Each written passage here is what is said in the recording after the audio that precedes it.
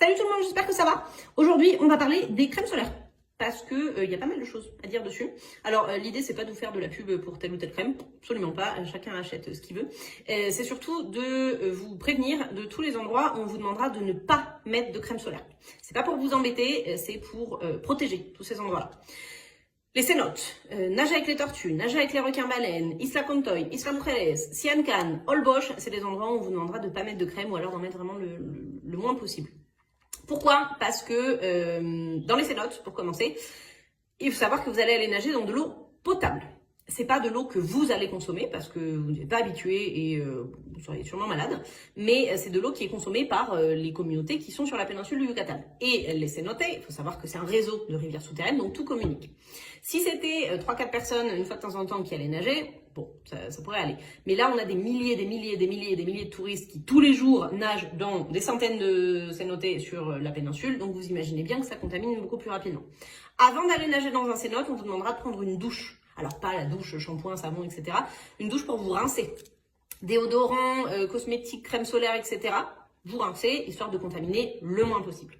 D'accord? Ça c'est pour les cénotes. Si vous allez nager avec les tortues ou les requins-baleines, pour pouvoir les protéger eux, ils sont pas habitués, ils sont pas censés être en contact avec ces produits-là. Donc pas de crème pour ne pas les embêter et leur apporter des problèmes pas trop prévus. Les tortues, par exemple, il faut savoir que sur leur carapace, elles ont une petite pellicule protectrice qui les protège. Et les différents produits qu'on peut avoir dans les crèmes solaires vont dissoudre cette petite pellicule, et ce qui fait que les tortues chopent toutes les bactéries qui passent. Donc c'est pas ce qu'on veut.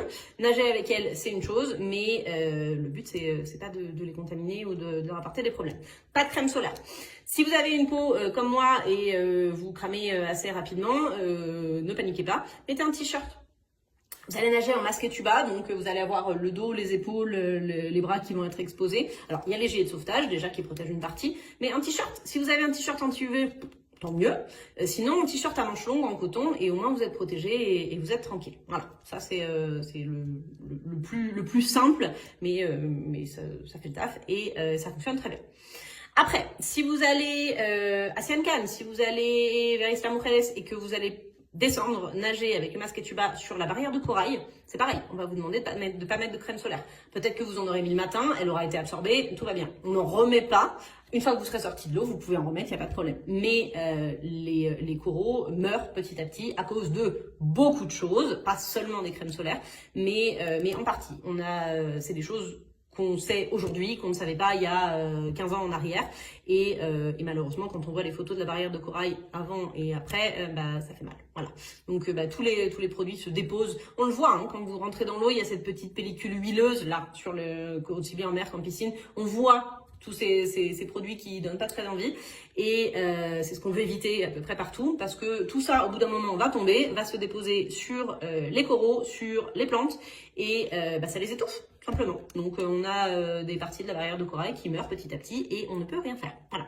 Donc gardez ça en tête. Si vous avez mis de la crème le matin pour le début de la journée, très bien, mais si vous savez que vous allez nager, n'en remettez pas, vous en remettrez après. Voilà. Après, je vous entends déjà me dire « Oui, mais moi j'ai acheté une crème solaire et il y a un petit logo dessus qui dit que ça protège les coraux. » Oui. Le problème de ces petits logos, c'est qu'il n'y a pas de législation. Jusqu'à aujourd'hui, il n'y en a aucune. Donc, chaque marque décide de mettre son petit logo. D'ailleurs, si vous regardez dans les rayons, chacun a un petit logo différent. C'est pas un label européen ou mondial ou ce que vous voulez qui est appliqué à tout le monde. C'est chacun son petit logo. Alors il y en a c'est pour les dauphins, d'autres c'est pour les poissons, d'autres c'est pour les coraux. Mais on n'a aucun moyen de vérifier. Il y a pas de critères. Il y a pas une liste qui dise vraiment oui, ok, telle crème de telle marque est vraiment sympa avec les coraux, alors que telle crème de telle marque, non, elle l'est pas. Voilà, ça on ne peut pas vérifier. Donc y mettre le logo, c'est sympa et c'est très bien de votre part d'acheter ça parce que oui, on a envie que ça protège, mais malheureusement on n'a aucun moyen de vérifier et on ne sait pas si c'est vrai. Donc voilà, ça c'est important. Et dernière petite chose, faites attention avec les crèmes biodégradables. Déjà, ne pas confondre bio et biodégradable, c'est deux choses différentes. Les crèmes biodégradables, on en vend de plus en plus.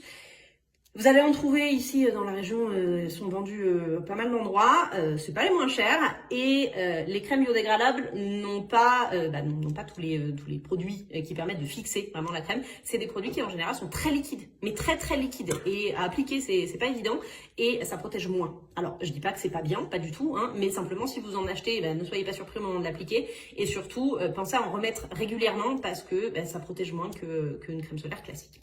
Voilà, après si vous avez des questions un petit peu plus précises ou quoi, on en discute, mais j'espère que ça vous aidera un petit peu.